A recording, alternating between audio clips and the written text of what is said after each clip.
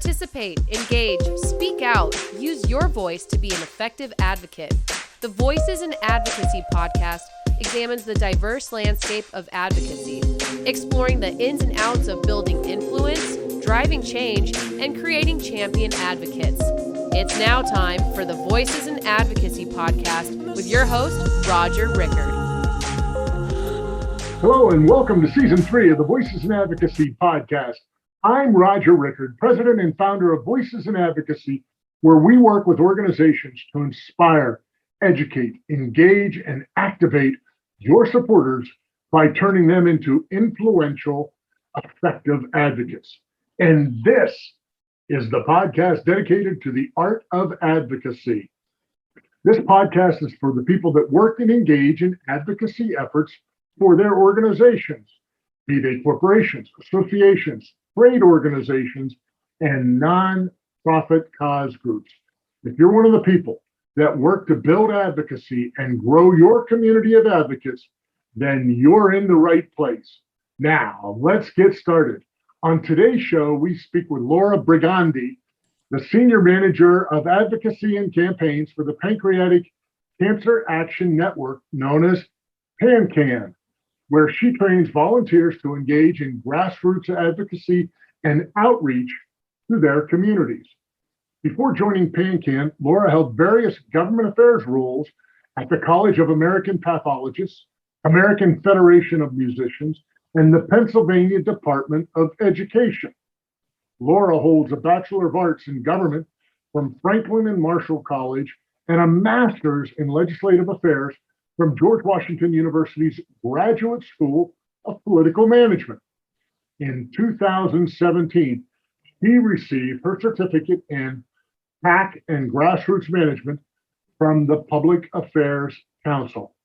Ladies and gentlemen, it is my pleasure to welcome Laura to today's show. Welcome, Laura. Hi, thank you so much for having me. Okay, I hope right off the top I didn't butcher the last name. No, you were fine. Very good. So as we get started on this, I want you to tell people about PanCAN and really what your mission is. Yeah, so PanCAN is a fairly young organization as these things go. We started in 1999 when our founder lost her mother to pancreatic cancer, and she was looking for an organization like ours. And since it didn't exist, she decided to create it. We were the first organization that was dedicated to fighting pancreatic cancer in a comprehensive approach by advancing scientific research, building community, sharing knowledge, and advocating for patients.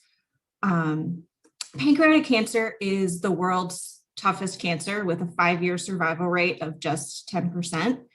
The symptoms are often vague and, it can indicate many different conditions within the abdomen or gastrointestinal tract, which means the majority of people with pancreatic cancer are diagnosed at a late stage when tumors are inoperable and the cancer has already spread. There's also no early detection test, so more research is really key to understanding and ultimately beating this disease. That's why the bulk of the money that we raise goes towards research for early detection and discovering new treatment options. Last year, we invested $22 million in research funding.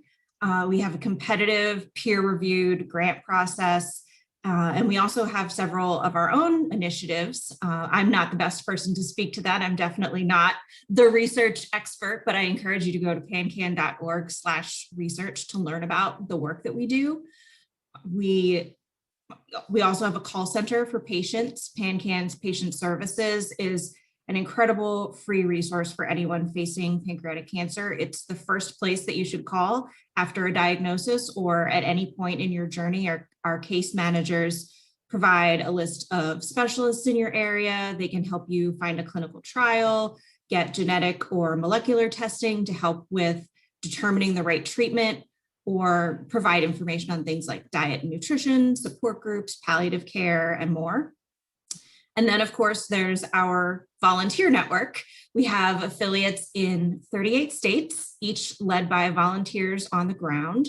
They work on raising awareness in their communities through outreach, survivor and caregiver engagement, community communications and social media, and of course, advocating with members of Congress. They also help us put on our Purple Stride event, which is a 5K walk in 59 cities across the country that raises money for pancreatic cancer research. Wow.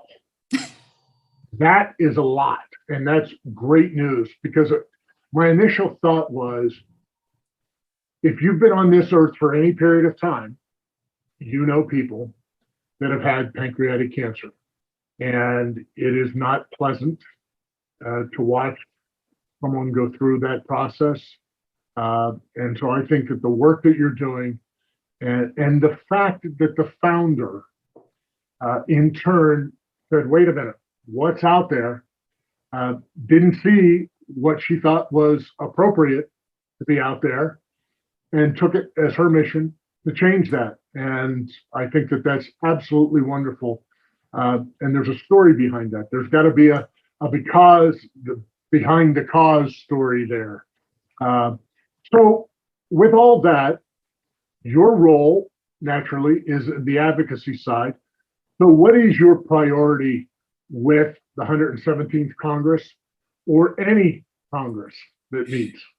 Well, our primary advocacy issue is increasing federal funding for pancreatic cancer research. That has been our goal pretty much since we started doing advocacy, and will probably continue to be our goal. The majority of federal research funding, around 80% comes from around 80% of pancreatic cancer research funding comes from the federal government. So, it's absolutely critical that we continue to advocate for increases in cancer research. The federal funding generally comes from two different sources. The one that most people are familiar with is the funding through the National Cancer Institute, which is part of the National Institutes of Health. And, we, along with the broader medical research community, advocate for annual increases to ensure that researchers have the resources that they need to continue to make advances in diagnosis, testing, and treatment of cancer. The second source is the Department of Defense through their congressionally directed medical research program. And not as many people know about that. And that's for the VA, isn't it? It's through the Department of Defense. It's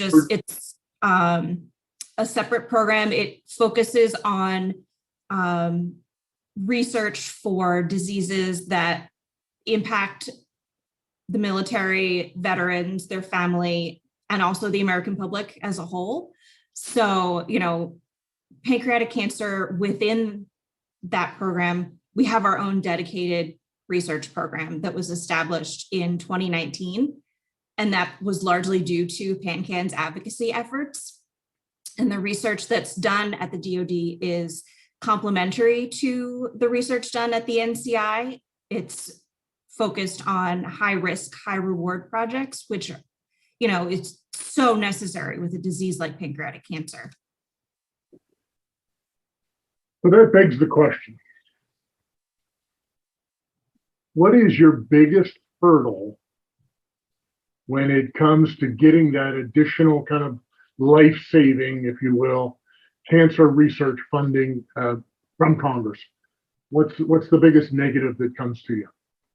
Well, for a while, I think I would have said awareness that, we would say Department of Defense, and a lot of people would say, really? Or why? Or like I did.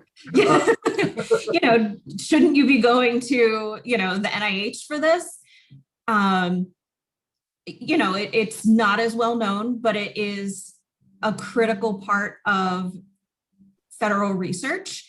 And since now that we have been advocating on this for a couple of years, more people are familiar with it. Our advocates are certainly familiar with it and, skilled at talking about it, but members of Congress are also more familiar with it. They hear about it, not just from us. There are several other groups that have their own dedicated program. There's also a peer-reviewed cancer research program that is kind of a catch-all for, I think it's 17 different cancers, which we used to be part of that for several years. And then a couple of years ago, just got bumped up to our own dedicated program. So, yeah.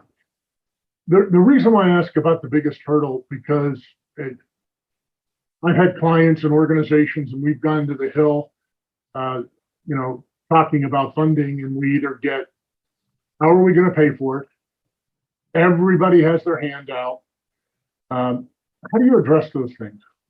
I mean, we do get those questions too, but I think probably not as much as some other causes. I mean, cancer is one of the few bipartisan issues left in Washington. It's the one thing that everybody agrees cancer is bad. And everybody recognizes that, everybody knows somebody who has had some form of cancer. And, everyone understands the urgent need for better treatments and better early detection methods. So we don't get a lot of resistance in Congress. Sometimes we get people who will push back a little bit, like, we've given you a lot of increases over the years, but very rarely do we get a solid, no, we're not going to support you. Most people are generally sympathetic and willing to listen and recognize the value of increasing federal funding. Yeah, and contrary to what maybe the layman out there thinks, they're really not the Grinch that stole Christmas. They really do understand the role that government plays in being able to advance this. But periodically they want to make you earn it sometimes in the conversation. So they want your reasoning behind it. So let's spin a little bit off to the side, more towards the advocacy here. Coming up in your professional career, you worked for different organizations. How has that developed your understanding of how to effectively build a community of advocates for PanCAN? So my experience when I started in this field, I really didn't know what I wanted to do. So I started kind of just trying a whole bunch of different things and seeing what fit. So throughout my career, I've done a little bit of lobbying. I've done some PAC work. I've done communications, grassroots. And so I have a good sense of how it all fits together.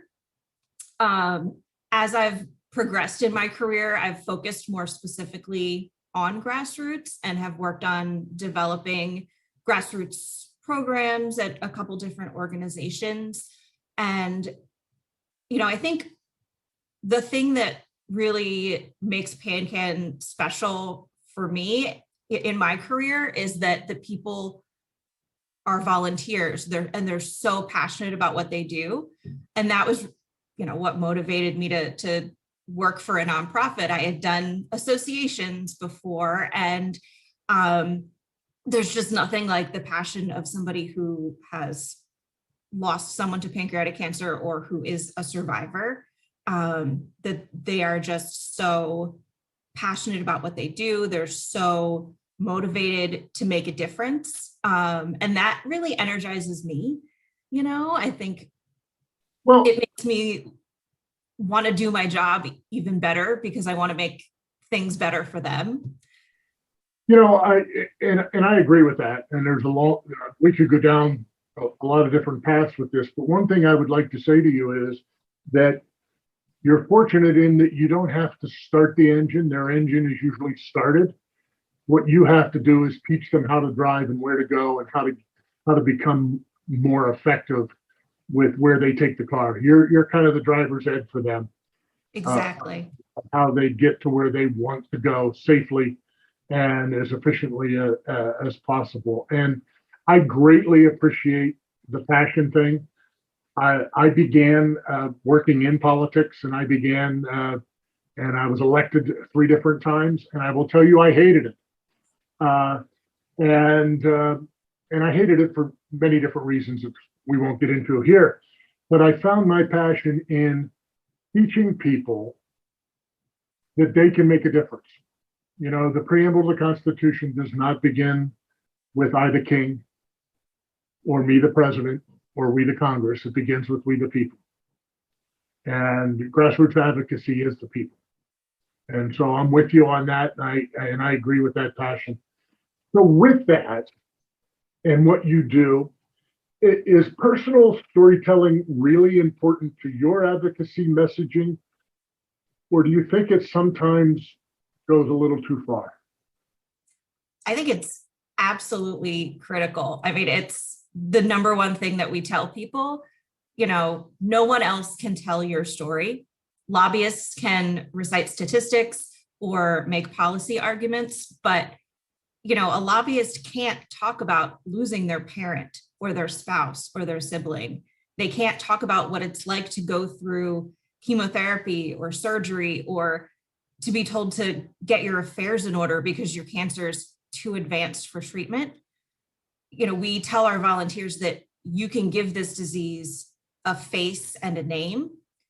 And, you know, statistics are great and statistics are certainly valuable, but you can ignore statistics in a way that you can't ignore a real person sitting in front of you telling their story. So it's absolutely essential to what we do and what our advocates do.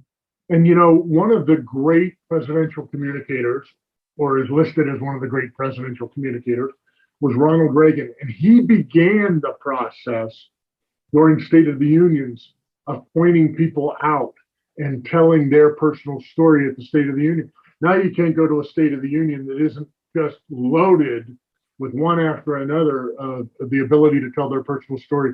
And I wholeheartedly agree. That storytelling is the vital link in what they can do that nobody else can do for them. And it is their ability to tell that. So how do you grow your advocates?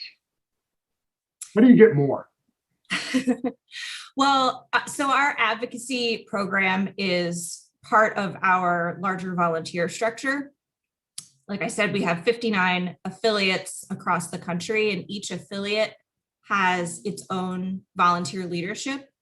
So we have an advocacy chair in each affiliate, and they are our most experienced tier of advocates, essentially. They go through our volunteer onboarding process, they get a guidebook for their role, and then we train them several times throughout the year to keep them up to date on our advocacy campaigns and our legislative ask. And then we kind of set them loose in their communities and say, you know, help us recruit other people, help us train other people to be involved in advocacy. We give each affiliate certain members of Congress based on the geographic area that they cover. So we ask our advocacy chairs to recruit an advocacy committee by identifying a volunteer in each congressional district that they cover. And then they're responsible for activating their advocacy committee when we launch a campaign and passing on the campaign toolkit, encouraging them to contact their member of Congress, you know, or come to Advocacy Day, whatever the request is. They're the ones kind of communicating that message to their own community. Well, I'm going to ask, when someone calls into the hotline and needs help, do you also refer them to the ability to be a part of the community and share, you know, because they're all in the same boat? And then is that used, and I don't want to say this, and I'm very delicate on how I want to approach this. I don't want to use it as a recruitment tool, but does it, I would tend to think that it helps them. If you're the person that has the cancer, it helps you to want to be engaged and involved. So is that a way that you can help them by helping them become an advocate? Yeah, absolutely. You know, if someone calls patient services and is speaking to a case manager about their disease, it's certainly not the first thing that we're going to offer, but it is generally something, you know, would you like to connect with people in your community, either for support or to share stories, to hear from a survivor. A lot of times it gives people hope just to talk to somebody who's a 10 or 15 year survivor, because they don't know anyone who's survived 10 or 15 years with this disease. And we do end up, our volunteers will generally steward those new people and, maybe get them involved in taking one advocacy action, just respond to an action alert. And then if they do that and they want to do more, well, maybe call your member of Congress, maybe come to a district meeting, or, now they're all virtual, come to a virtual meeting, and kind of work your way up through that process. But advocacy is definitely an avenue for a lot of people. That's what they need to keep going. When you lose someone to pancreatic cancer, the severity of the disease it's often sudden, and it's always devastating. So a lot of people deal with their grief by wanting to channel it into something productive, and advocacy is that thing. It's incredibly empowering for them to know that they've made a difference, that because of what they're doing, someone in the future may not experience the same loss that they did, because they've helped to raise awareness, they've helped to secure research funding that will lead to better treatments. And I would think that it's got to be therapeutic for them. Yeah, I mean, we've heard from people that our annual fly-in is kind of their annual way of remembering their loved one. They come to DC and they advocate, and that's how they honor their loved one. So you were talking about the structure and kind of your advocacy tree that goes from the beginning and what you do and how it goes down through the affiliates and number of states that you have these affiliates, and then you kind of have an advocacy chair, if you will, and then you create the advocacy committee and everything else. Do you kind of do a train the trainer program, if you will, of how to train other advocates in the local areas, or do you control most of the training through your organization, what you do specifically? We do most of the training ourselves. We do try to make it as simple as possible so that the toolkit is very plug and play. We will give you the instructions. We will give you the email template. All you have to do is fill in your personal story. And, this is step 1, 2, and 3 of how you get that message to your member of Congress. So there's not as much training that's needed for participating in a campaign. Obviously, we train all of our advocates who participate in our fly-in, our Hill Day, but otherwise it's generally we're training the advocacy chairs and giving them the tools and resources so that it doesn't take much effort for their advocacy committees to get involved. But we have had situations where, maybe we want them to coach one of their committee members on the best way to talk to a member of Congress. Maybe don't mention whether or not you voted for them, or, be a little softer in your language, something like that. And we do, on the do's and don'ts as needed basis. Yeah, all the do's and don'ts that we all need to know when we're going to go meet with elected officials and their staff. So in June, you had a very successful, you hold PanCAN Action Week, and I read how successful it was. This year it was really virtual. In the past, you do the fly-in and everything else. Tell the audience how you run or at least this year, how you had to run this advocacy outreach.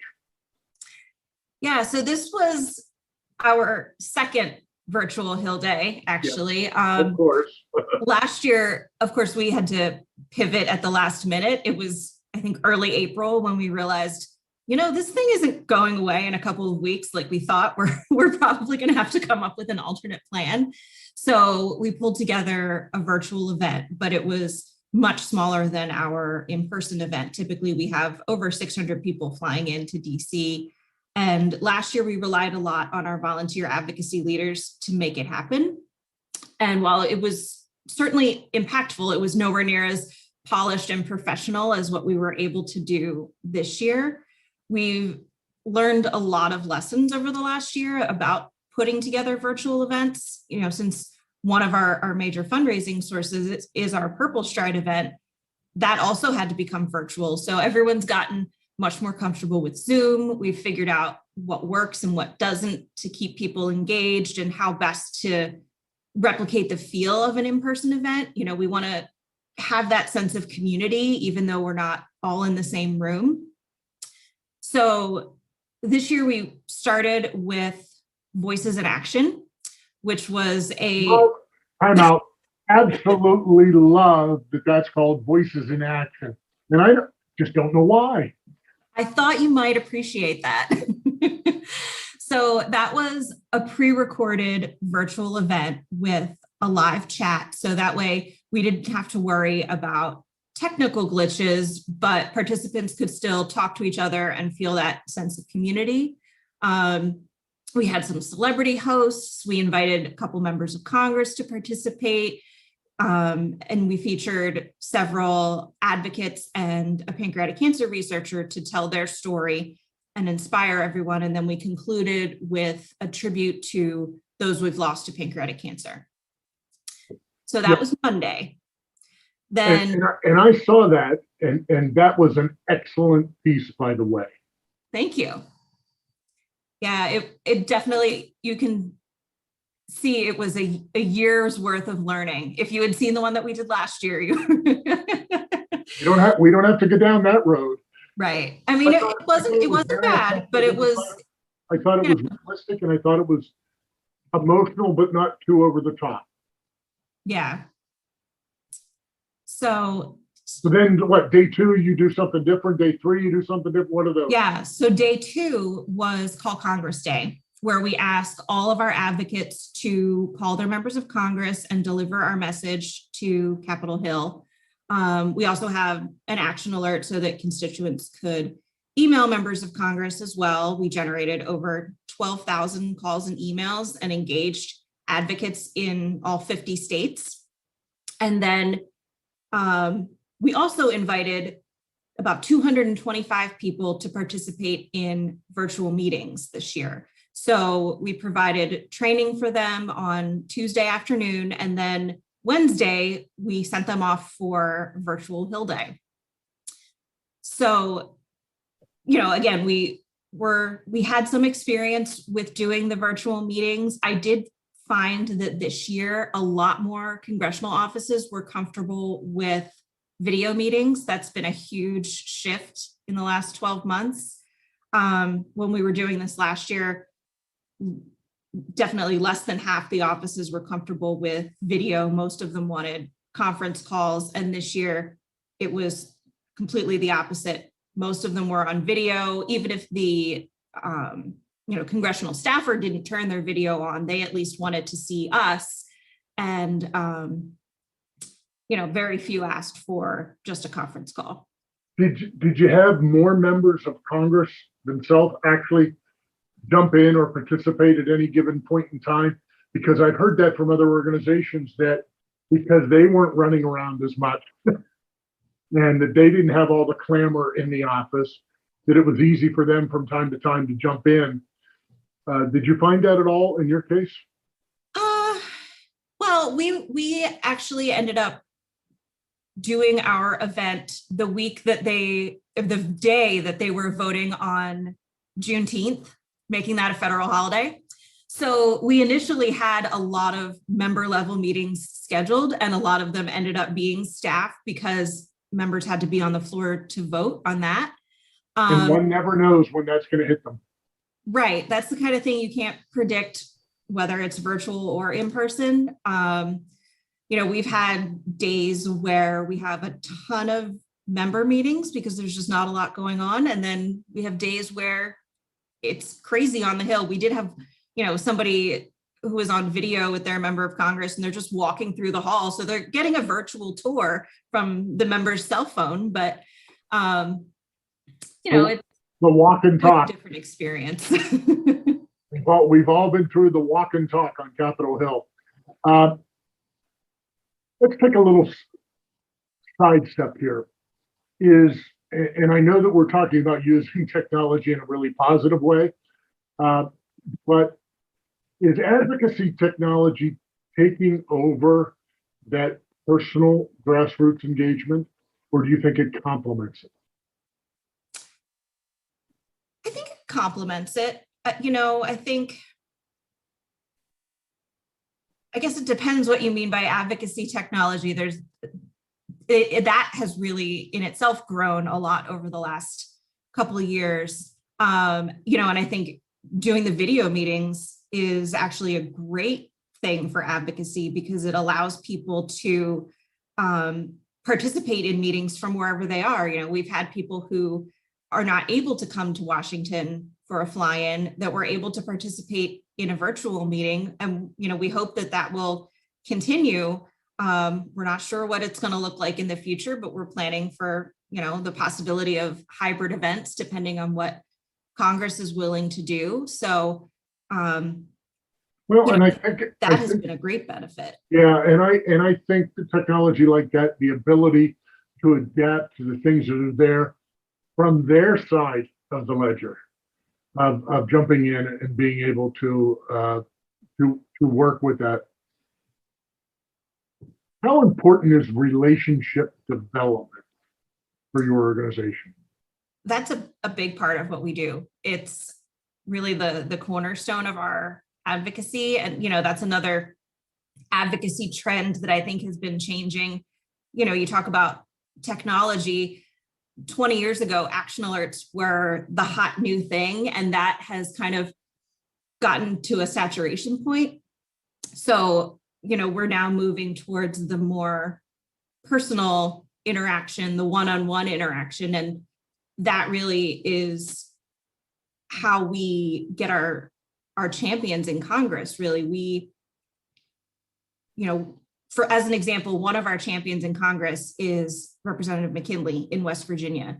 And unlike a lot of our champions, he doesn't have a personal connection to pancreatic cancer.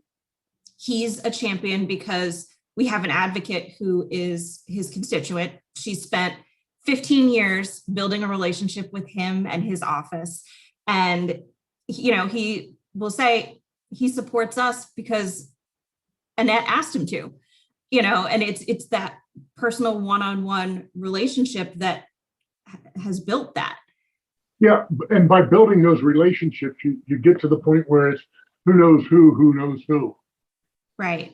Which I love that saying, because it is vitally important. We all like dealing with people that we know. Mm-hmm.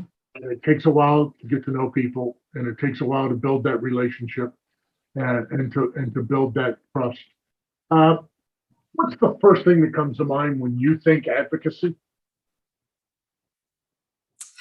I think it's an essential part of our democracy, really. I mean, it's members of Congress are elected to represent us. They work for their constituents, and they can't do that. They can't represent the will of the people if they don't know what the people want and what they care about. The only way to do that is to make your voice heard, to tell your story, to advocate.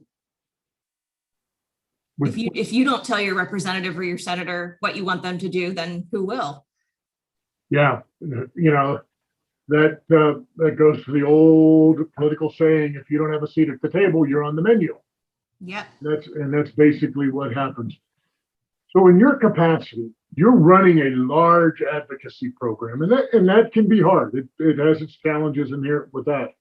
So what are your biggest challenges? Is it time? Is it staff bandwidth, or is it something else? Yeah, I think staff bandwidth is probably one of the biggest challenges. There's only two of us who are dedicated to advocacy. My boss does more of the government affairs side of things. She works with our lobbyists, and I work more with our grassroots program with our volunteers. And so, there's only so much that two people can do in a day. And that is why we rely a lot on our volunteers to be such strong leaders in their communities. We couldn't possibly recruit and train thousands of advocates, just the two of us. So, the way things are structured, it's done so that we can really be a volunteer-driven and volunteer-led organization. So, but obviously, the more people you have, the more stuff you can get done. So, well, but having that volunteer structure allows you to have so many more arms in so many places that you yourself and your colleague would never be able to reach that. Time flies, and time has flown during this conversation. So do you have any final thoughts, anything you'd like to add, anything you'd like to say?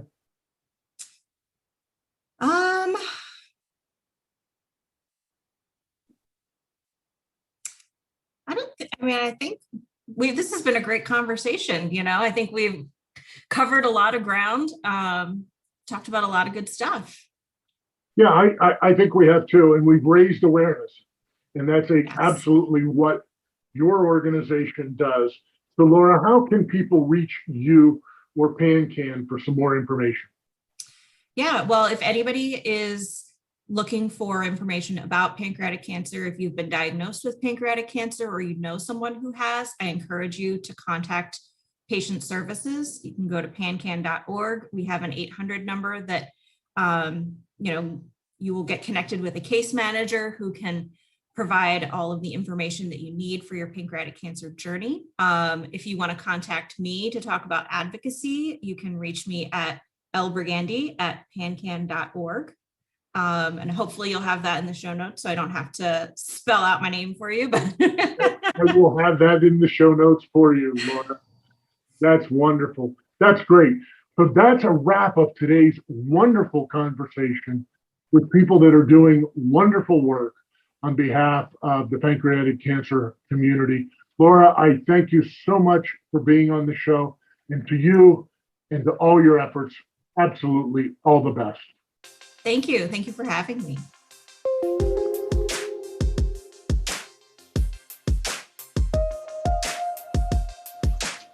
And now it's time for the Advocacy Engagement Tip. Today, we continue talking about coalitions. Here are a few additional points to consider when partnering with groups to form coalitions. Consider new and diverse partners. Look for organizations with whom you have never worked with before. Some of the best coalitions are formed with what others may perceive as strange bedfellows. More points to consider next week.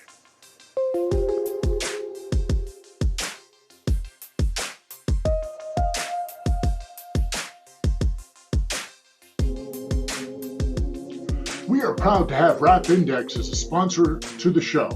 Let's face it, today's advocacy arena is just plain noisy. Organizations are stretched. You need every advantage to make sure your issue gets the attention it deserves and your voice heard. The RAP Index is the best way to do just that by finding your stakeholders' relationships and engagement power. Get past the noise. Know who your people know. Go to rapindex.com. That's rapindex.com, and tell them Roger sent you for a special offer. If you like today's podcast, head over to where you find your podcasts and subscribe to the Voices in Advocacy podcast today. A big thank you to today's guest. I appreciate your time and unwavering passion for advocacy. Well, that's it for this episode of Voices in Advocacy. Remember, you have the power to be an effective, influential advocate. Now go out and make it a better world. We hope you enjoyed today's Voices in Advocacy podcast and look forward to you joining us again next week. To learn more about Voices in Advocacy, go to our website, voicesinadvocacy.com.